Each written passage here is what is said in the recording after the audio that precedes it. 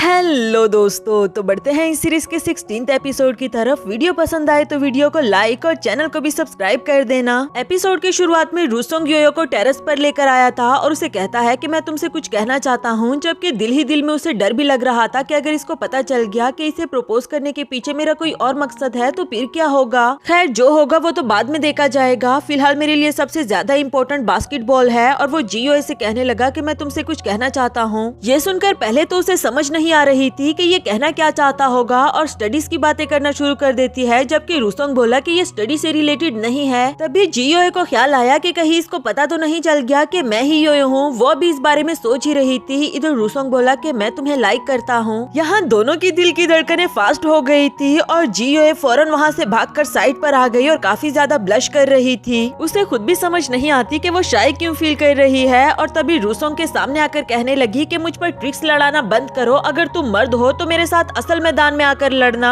ये कहकर वो भाग गई। दूसरी तरफ लूदाओ को दिखाया गया, जो कि एक रोल प्ले कर रही थी, मगर एक्टिंग कम और टांगे वो ज्यादा दिखा रही थी ताकि गुचेन उसे नोटिस करे। जबकि गुचेन उसकी लेग्स को नोटिस करने के बजाय गुस्सा हो रहा था कि आखिर ये कर क्या रही है। मैं इसे बार बार सीन भी समझा रहा हूँ, लेकिन पता नहीं आज इसको क्या हो गया है। आखिरकार तो उसे बहुत ही ज्यादा गुस्सा आ गया और वो लूदाओ के पास जाने ही वाला था, मगर बाकी के मेंबर्स ने उसे पकड़ लिया था कि छोड़ो प्रेसिडेंट, आज जाने दो। उधर लूदाओ तो अभी भी यही सोच रही थी कि अगर यहाँ पर इसका ध्यान मेरी लेग्स पर नहीं जा रहा तो फिर मुझे कुछ और सोचना चाहिए। और वो फौरन से गुचेन के पास आ गई। उसे कहने लगी कि इस सीन को अच्छे से समझने के लिए पहले मुझे इसे खुद एक्सपीरियंस करना होगा, क्या इसमें तुम मेरा साथ दोगे। और वो बोला कि शुक्र है तुमने पॉइंट की बात तो की, ठीक है मैं इसमें तुम्हारा साथ जरूर दूंगा। नेक्स्ट सीन में जियान शियांदाई को एक स्पेशल जगह पर लेकर आया था और उसे कहता है कि कुछ गलत मत समझना, हम बस यहाँ पर कॉमिक के लिए कुछ मटेरियल इकट्ठा करने के लिए आए हैं। लेकिन वो झूठ बोल रहा था और शियांदाई भी समझ गई थी कि ये मेरी बर्थडे विशेस को पूरा करना चाहता है, यानी कि मुझे प्रोटेक्ट करना चाहता है। इसके बाद दोनों अंदर चले गए। अंदर जाकर दोनों ने यूनिफॉर्म्स पहन लिए थे। यहाँ एक सोल्जर को दिखाया गया जो फाइट करने के लिए तो बहुत ब्रेवली गया था, लेकिन वापस उसे किसी के सहारे आना पड़ा। ये देखकर जियान और शियांदाई काफी ज्यादा डर गए। इसके बाद वो दोनों भी बैटलफील्ड में आ गए थे। असल में ये एक टाइप की गेम थी जिसमें फेक गन्स का यूज किया जा रहा था और जिसे भी बुलेट लग जाती वो आउट हो जाता। शियांदाई बहुत डरी हुई थी और वो चाहती है कि जियान उसे प्रोटेक्ट करे, जबकि जियान को तो उससे भी ज्यादा डर लग रहा था। वो फिर भी शियांदाई से कहता है कि तुम फिक्र नहीं करो, मैं तुम्हें प्रोटेक्ट करूंगा। ये सुनकर तो वो ख्वाबों की दुनिया में पहुंच आई, जहां जियान उसे बहुत ब्रेवली प्रोटेक्ट कर रहा था। उसने सभी सोल्जर्स को मार दिया था और वो शियांदाई से कहता है कि अब तुम बिल्कुल सेफ हो। प्रेजेंट में वो जियान से कहती है कि चलो फिर हम आगे चले, जबकि जियान बोला कि रुको जरा, मैंने मैप बनाया है, हम इसको फॉलो करेंगे। यहाँ तो उस बेचारी का सपना ही टूट गया कि ब्रेव बनकर निकलने के बजाय ये चोरों की तरह निकलना चाह रहा है। और जियान की बातें सुन सुनकर उसे नींद आने लगी। जियान उसे होश में लाते हुए कहता है कि इन सब सोल्जर्स में से एक इडियट है जो रैंडमली फायर कर रहा है, हमें बस उससे बचकर जाना होगा, चलो अब चले। फिर जैसे ही वो सामने आया तो उसे बहुत सारी बुलेट्स लग गई थी और वो नीचे गिर पड़ा। ये वाला सीन तो जैसे शियांदाई को रियल ही लग रहा था।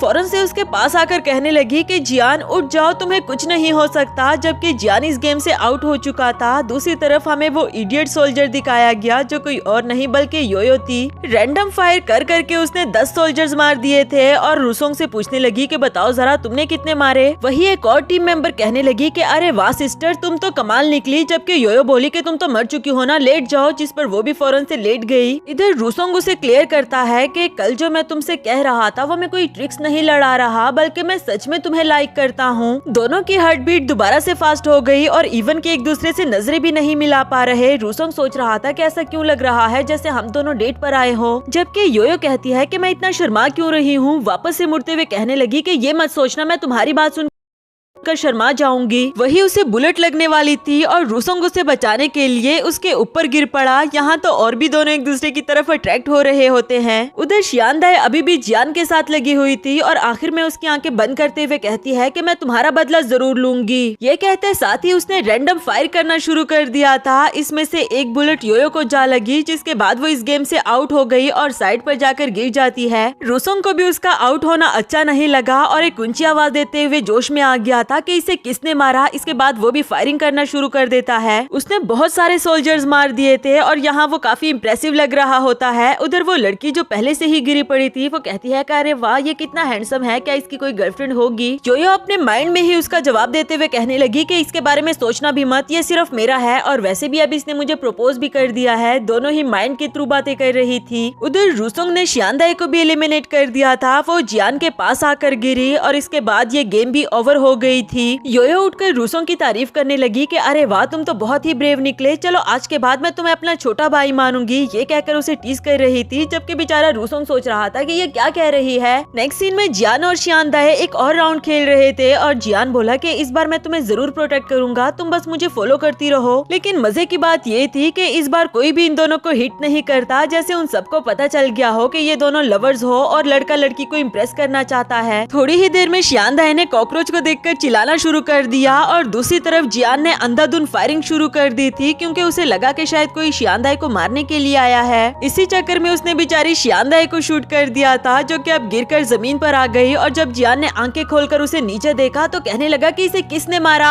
अब पीछे खड़े लड़के उसे क्या ही कहे कि तुमने खुद ही अपने पैर पर कुल्हाड़ी मार दी। और बेचारी शियांदाई का सपना तो टूट ही गया कि जियान उसे प्रोटेक्ट करेगा। नेक्स्ट सीन में जियान उसे एक और एक्टिविटी कराने के लिए लेकर आया था और कहता है कि ये वाली एक्टिविटी काफी इजी और रिलैक्सिंग है। शियांदाई समझ गई थी कि अब मेरी स्पीड वाली विश पूरी होने वाली है। चाहे वो प्रोटेक्शन वाली एक्टिविटी इतने अच्छे से नहीं रही, लेकिन इसमें जरूर मजा आएगा। तभी उन्होंने यहाँ पर एक लड़के को देखा जो कह रहा था कि पिछली बार मैंने 7 मिनट में 5 राउंड्स लगाए थे और इन दोनों को नीचा दिखाते हुए वहाँ से जाने लगा। जाते साथ ही उसका एक्सीडेंट हो गया और उसे उठाते हुए वापस लाया गया। ये दोनों भी देखकर फौरन से अपना सीट बेल्ट बांध लेते हैं। शायद उस लड़के ने 5 राउंड भी ऐसे ही पूरे किए होंगे। इधर जियान बिल्कुल चुंटी की चाल से चल रहा था, क्योंकि वो नहीं चाहता कि कुछ भी बुरा हो जाए। शियांदाई बोली कि इससे तो बेहतर था कि हम पैदल ही चल लेते, वो भी इससे ज्यादा तेज लगेगा। तभी इन दोनों ने अपने पास से एक तेज गुजरती हुई गाड़ी देखी, जिसमें लड़का चिल्ला रहा था कि मेरी मदद करो, और वो कोई और नहीं बल्कि गुचन था। लुदाओ बहुत फास्टली ड्राइव कर रही थी, साथ ही साथ उसे कहती है कि मेरी लेग्स को देखो, मैं कैसे ड्राइव कर रही हूँ,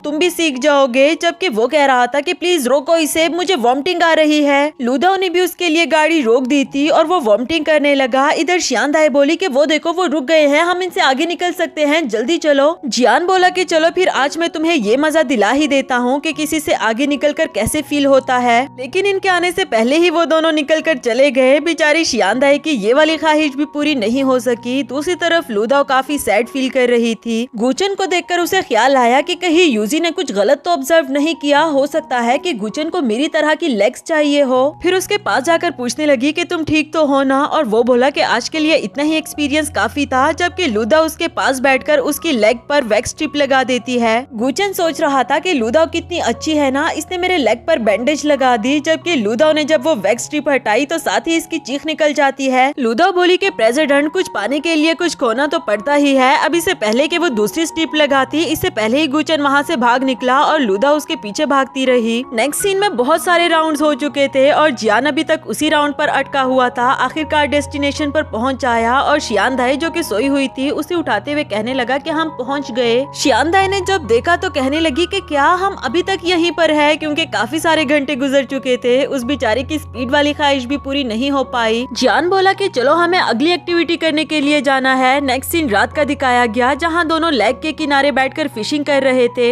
और शियांदाई सोच रही थी कि क्या ये मेरी आखिरी वाली विश है, बहुत सारे सितारों के नीचे सी साइड पर डेट। ओह गॉड, मैंने ये सब कुछ क्यों कहा था, क्योंकि यहाँ उसे मच्छरों का भी मुकाबला करना था। खैर वो जियान से कहने लगी कि तुमने अपने हुक पर तो कुछ लगाया ही नहीं। जियान स्टिक की हुक पर कुछ लगाकर उसे वापस से फेंकता है, लेकिन तभी उन दोनों को किसी की आवाज सुनाई दी और जियान बोला कि मुझे ऐसा क्यों लगा कि मैंने यूजी की आवाज सुनी। जब उन्होंने मुड़ कर देखा तो वहाँ सच में यूजी ही था। चंचन भी उसके साथ ही था। जियान पूछने लगा कि तुम दोनों यहाँ पर क्या कर रहे हो, जिस पर चंचन ने बताया कि मैं इसे दरख्त से नीचे उतरना सिखा रहा हूँ। यूजी ने फौरन से उसके मुंह पर हाथ रख दिया और कहने लगा कि हम तो बस वॉक करने के लिए आए थे। शियांदाई बोली कि झूठ मत बोलो, चंचन ने सब कुछ बता दिया है। इसके बाद ईजन वहाँ से जाने लगा कि काफी रात हो गई है और यूजी भी उसके पीछे भागने लगा कि तुमने वादा किया था तुम किसी को नहीं बताओगे, तो इतनी जल्दी क्यों बता दिया। इधर जियान का फोन ऑफ हो गया था और शियांदाई का तो उससे भी पहले ऑफ हो गया था। इस पर वो कहने लगा कि ओ गॉड, हमें चलना चाहिए, जल्दी चलो। फिर उसका हाथ पकड़कर उसे अपने साथ भगा रहा था, जबकि शियांदाई को भी समझ नहीं आती कि आखिर इतनी भी जल्दी क्या है। मुश्किल से इन दोनों को रोड पर एक टैक्सी नजर आई थी, फौरन से उसमें बैठ गए, लेकिन वो ड्राइविंग कम और ड्रिफ्टिंग ज्यादा कर रहा था। आखिरकार उसे भी पुलिस ने पकड़ लिया। अब उसे चालान भरना पड़ रहा था और इधर ये दोनों गाड़ी में बैठकर वेट कर रहे थे। तभी जियान ने रेडियो ऑन कर दी। शियांदाई को खामोश रहने के लिए कह रहा था क्योंकि पूरे 12 बज चुके और रेडियो पर उसकी बर्थडे की अनाउंसमेंट हो जाती है। बर्थडे विश करने के साथ साथ उसे बताया गया कि ये रिक्वेस्ट हमें मिस्टर जियान की तरफ से आई थी, जबकि शियांदाई काफी ज्यादा खुश हो गई। उसका शुक्रिया भी अदा किया कि अच्छा तो तुम इसलिए जल्दी जाना चाह रहे थे। जियान बोला कि असल में आज हमने जितनी भी एक्टिविटीज की वो कॉमिक के मटेरियल के लिए नहीं थी, बल्कि मैं तुम्हारी विशेष पूरी करना चाहता था, लेकिन अनफॉर्चुनेटली कुछ भी अच्छे से नहीं हो पाया। शियांदाई सोच रही थी कि इसने मुझे कहा था कि मैं तुम्हें प्रोटेक्ट करूंगा और इसके बाद इसने गाड़ी इतने आराम से चलाई, ये तो उसने मुझे प्रोटेक्ट ही किया। फिर जब वो मेरा हाथ पकड़कर भाग रहा था तो स्पीड वाली विश भी पूरी हो गई। अब वो फौरन से गाड़ी से बाहर आती है और उसने बहुत सारे स्टार्स देखे तो उसकी ये वाली विश भी पूरी हो गई और वो जियान से कहती है कि सब कुछ परफेक्ट रहा। जियान बोला कि सच में क्या, मेरे पास तुम्हारे लिए एक और सरप्राइज भी है जो कि केक था। शियांदाई ने पहले तो विश मांगी और फिर उसे बताना ही चाहती थी कि मैं तुम्हें पसंद करती हूँ, लेकिन हर बार की तरह उसने यही कह दिया कि मैं तुम्हारी बहुत बड़ी फैन हूँ और जियान ने भी उसे हर बार की तरह अपना ऑटोग्राफ पकड़ा दिया। इसके बाद केक टेस्ट करते हैं जो कि बिल्कुल भी अच्छा नहीं बना था। इसी बात को लेकर दोनों हंस रहे थे और हमारा ये वाला एपिसोड भी खत्म हुआ।